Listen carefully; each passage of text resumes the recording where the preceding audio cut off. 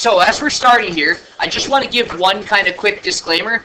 I have found that sometimes starting with a table like this may be a little bit tough for some of us just to wrap around what's happening. That's part of why I drew these triangles on the board.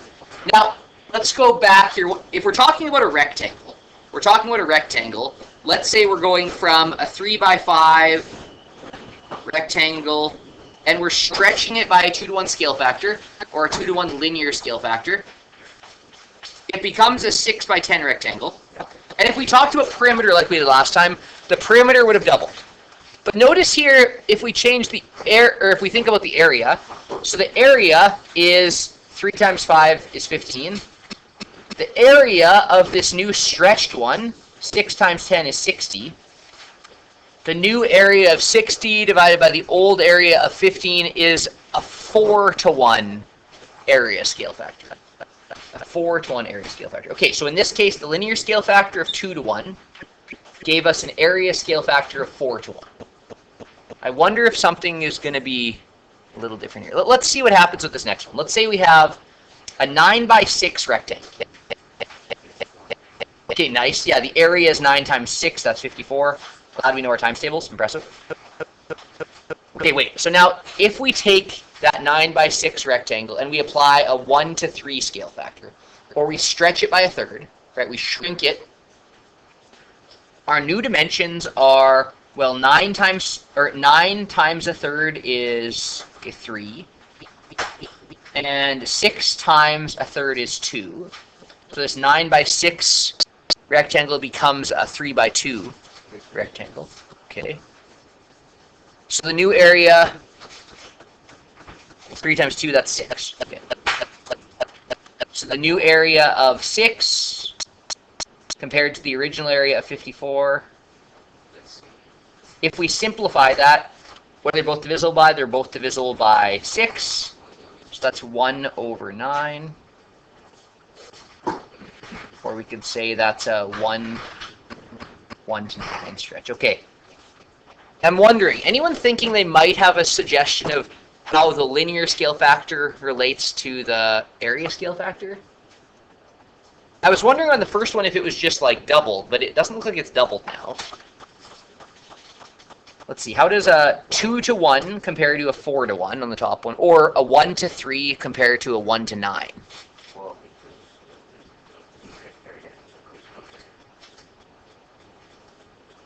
Let's take a look at this next one. See if we can figure out a relationship as we go. Okay. So a 4x8 rectangle. What's the area of a 4x8 rectangle? 4 times 8. Nice. 32. Thanks. Okay. Now I need to apply a 3/2 or 3-to-2 stretch. So let's see. 4 times 3 is 12 divided by 2 is 6. Okay. So it's 6 by 8 times 3, 24 divided by 2 is 12. So this 4x8 rectangle becomes a 6x12 rectangle. Okay. What's the area of this one then? 72. Ah, yeah, 72. 6 times 12 is 72. Okay. Oh, this is interesting. Okay. So the new area here is 72. The original area was 32.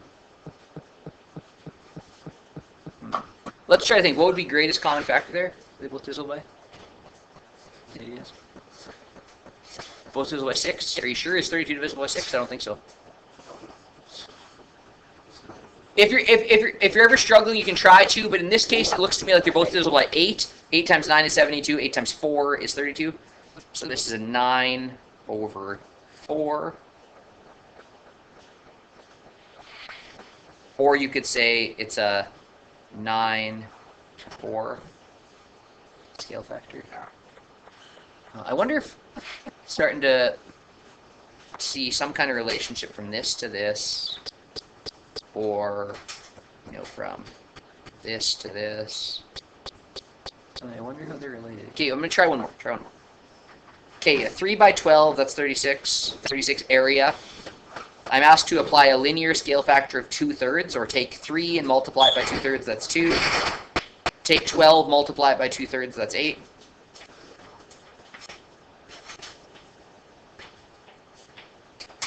Okay, so my new area, it was 3x12, now it's a 2x8 rectangle. right? So area 16, new area of 16 over original area of 36. Both of these are divisible by 4. Yeah, nice. So 4 over 9, or a 4 to 9 stretch. Oh, and I noticed that's just like the reciprocal of the last one. The last one is a 9 to 4 from a 3 to 2. This one's a 4 over 9 from a 2 to 3. 2 over 3. Okay, so how do we compare them? Well, probably some of you are already seeing this. How does area scale factor relate to linear scale factor? Well, if you square your linear scale factor, you have your area scale factor. Notice how 2 squared was 4, or 1/3 squared is 1/9. 2/3 squared, 2 squared is 9. Or sorry, 3 squared is 9, 2 squared is 4. If you take whatever the linear scale factor was, if you take this and you square it, times it by itself, you end up with your area scale factor. And that kind of makes sense, actually. Because if I take a square, if I find the area, it's side by side. It's right, your length times length. So the number times itself. Well, let's do something here where we can kind of see a little bit more how this works out. Okay, Maggie has an 8 by 10 photograph. And she wants to increase the size by 44%. Now, this might seem a little confusing, but let's say it was 100% of its original area. She wants it to become 44% more, so it's 144% of the original area. So she wants to increase the area by 44%. So let's think here, okay? Wants to increase the area. Well, what was the original area? Oh, okay, right. So the original area was 8 times 10, or 80 square inches. Okay. I'm just going to actually write that there, just so we have this 80 inches squared. Or with imperial units, you'll sometimes see 80 square inches. Right? You'll sometimes see that as a shorthand. Either way is fine. Okay. So, okay, I know that the area scale factor is going to be, we could just say like 1.44 is the area scale factor, right? I want it to be 44% bigger. Okay. How would I find the linear scale factor then? Oh, yeah, of course. If it was squared to get there, then square root will get us back. Nice. What number times itself will give us 1.44? Good guess, it's 1.2. Yeah, just in terms of where the decimal moves. But yeah, exactly. 1.2 times 1.2 is 1.44. So if we go square root of 1.44, we get 1.2. So notice the relationship here. 1.44 was area scale factor, linear scale factor is 1.2. Okay, why are they different? Well, it's really because, and this might be helpful for some of us, if this is like 8 by 10, and I'm multiplying it by something to get to my next one, the area is a composite of the 8 times 10. It basically has two numbers multiplying together, so I need to sort of include two numbers in my area scale factor. I think actually probably the easiest way to show that is 8 by 10. If I take this and go times 1.2, what's 8 times 1.2? 9.6? Yeah. And 10 becomes 12. This area, someone do 9.6 times 12 for me?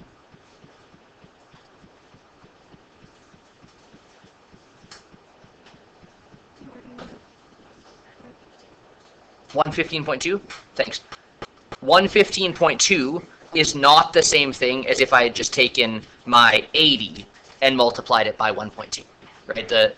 Once I change the sides, the area doesn't change by the same multiplier, right? It's a number that has an extra multiplication in it. So, dimensions of the enlarged photograph. Oh yeah, I just did that. 9.6 by 12. How did I know that? I took each of these and multiplied by 1.2.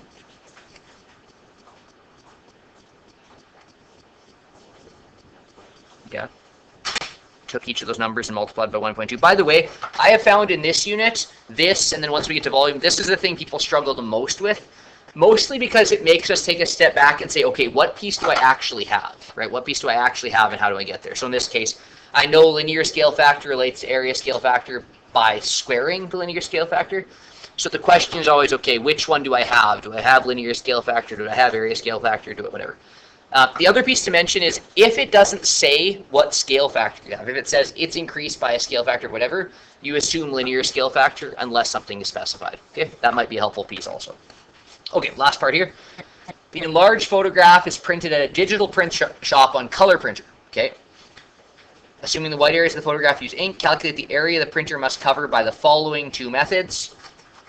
We'll just check that this is true. So using the dimensions of the enlargement, we already did this. This is 115.2. And this is square inches. And how about using the original area and area scale factor? Let's see. So it was 80 times 1.44. Can someone check that for me?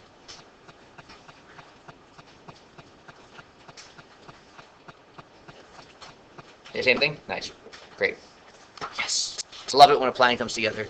So either figure out the enlargement by linear scale factor and then multiply them to find area, or take the original area and apply the area scale factor, which was your 1.44. Right, so to get this, we went times 1.2 to get these dimensions, the linear scale factor, or if we're just looking to adjust area, use the original area and then area scale factor. If I were you right now, I'd probably be sitting there thinking, okay, I kind of get what he's talking about, but I'm a little confused. It's gonna come together. We got a few more examples to work on here.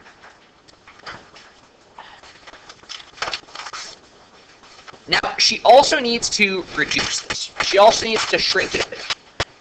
She needs to take her original one and reduce the area by 25%. Now, if we're just thinking, what is 25% less than 100%? Okay, yeah. So compared to the original, this one will be like 0.75 area scale factor. Yeah, it'll be 0.75 of the whole. Yeah, this is like the idea of when people are thinking how they calculate GST, sometimes we say, oh, we just need to add 5% to it, sure. Or you can say it's like 105% of the original, right? You could figure out the original and then subtract out 25%, or more simply, just figure out 75% here. Cool. So, okay, determine the dimensions of the print to the nearest hundredth of an inch. So we have an issue here. If we go back, I can either use the original area and area scale factor, 0.75 times my 80, fine with the areas, sure. But probably I need to find the dimensions, so maybe I should just find them. Sorry guys, just a second. Good morning.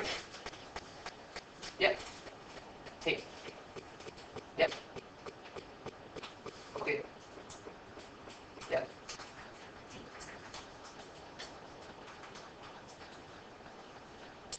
Somewhat remotely resembling, yeah.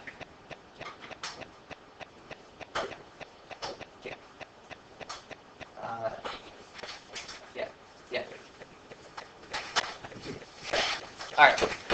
So I would think here that's probably a little bit unclear. If I'm trying to show just figure out the area and then kind of get the sides from there. So I think I probably need to figure out what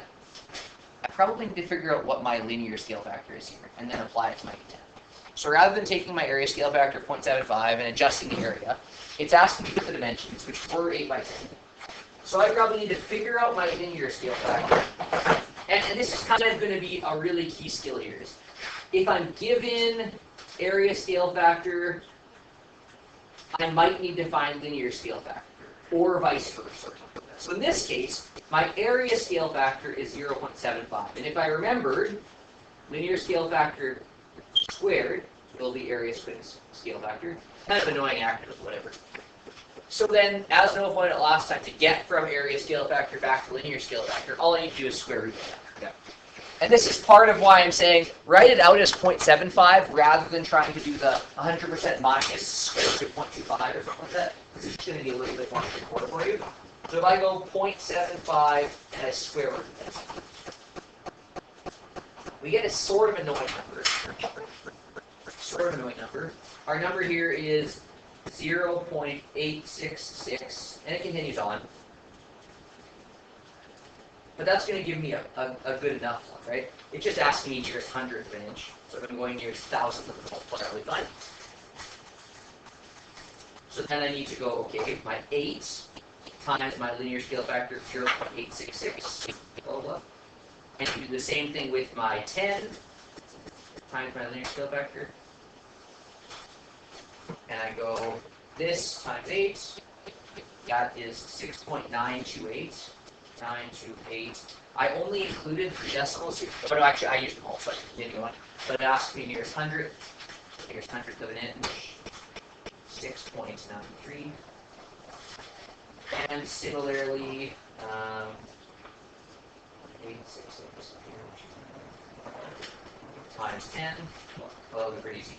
8.66.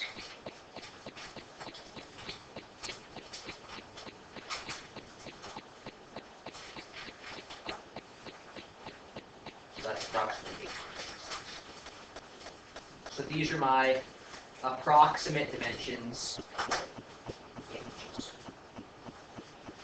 And on one like this, there's going to be a little bit of confusion initially here. If you're struggling, you're like, I think I might have done that, or I think I got what I was doing, but I'm not sure quite where I ended up.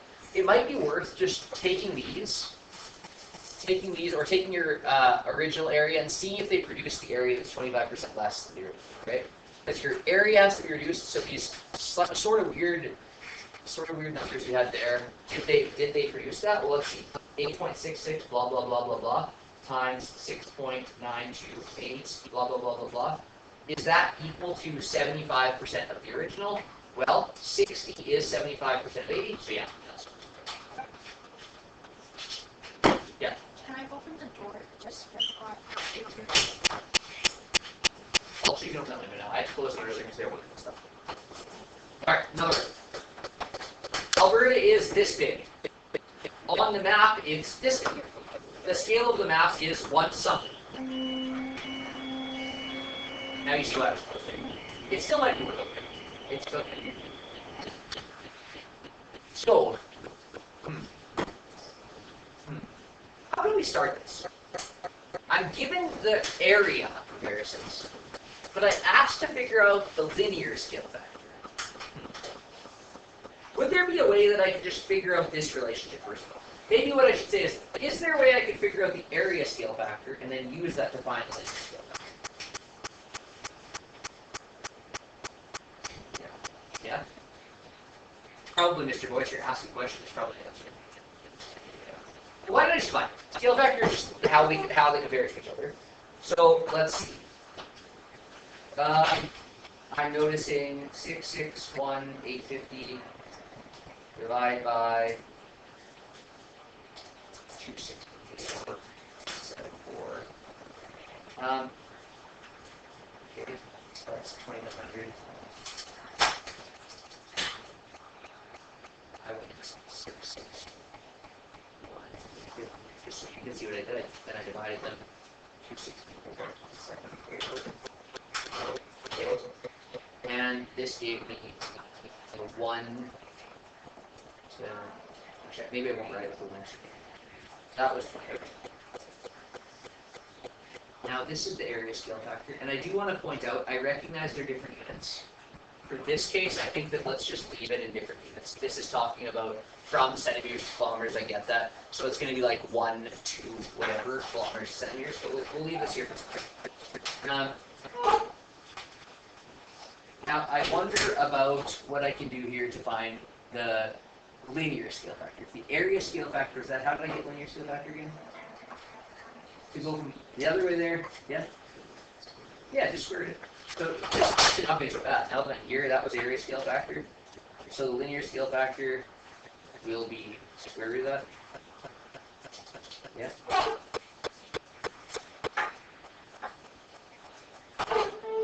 So linear scale factor is 50. But I will just clarify here. This is which direction? 1 to 50. But it was 1 centimeter is 50 kilometers. So let's just recognize the units were not the same here. So I should, if you're using different units in these without converting, you should then include the units that you're using, right? Because it's not actually saying it's a 1 to different scales. It's saying it's like a 1 to 50, 1 to 5 million scale or something like that. On the same map, the province of BC is this thing. Now it's just asking what's the actual area. Well, that's pretty nice. Here was my area scale factor. Found that earlier. Find the actual area. Well, let's just take 376.839 and multiply it by 2,500. My area scale factor, because I'm being asked area. I was given area. Asked area. 376.839 multiplied by 2,500. And I end up with, to the nearest 100 square kilometers, 942. Oh, and now it asks to the nearest 100, not 100th. So that means it wants me to round to this next decimal and put 2 zeros after it. What I got was 942, or 942,097. So I'll call it 942,100, right, to the nearest 100. And why would that be? Well, because there's some degree of error, right? On a map, the nearest 100 square kilometers is very, very small. Yeah. Well, and that's actually all that's all I'm gonna do from here. I've already tortured you enough. I've seen people's like eyes rolling back, starting to die. I told you that the difficulty was going to go up a bit here. I find initially with this one and with tomorrow's lesson, most people are going to be struggling right now, thinking, I have no idea what he's talking about. It's okay. Take some time. We're going to work through some practice. And I kind of suspect many of you will start getting it. It's just going to be a function of work. Let me see what I've written down here. For today's lesson, all one day. Do the work. Let's see how you're able to do it. You have 40 minutes of work time today. So we'll say numbers 1 through 8, and this is definitely a lesson to work with your friends. Good. Good.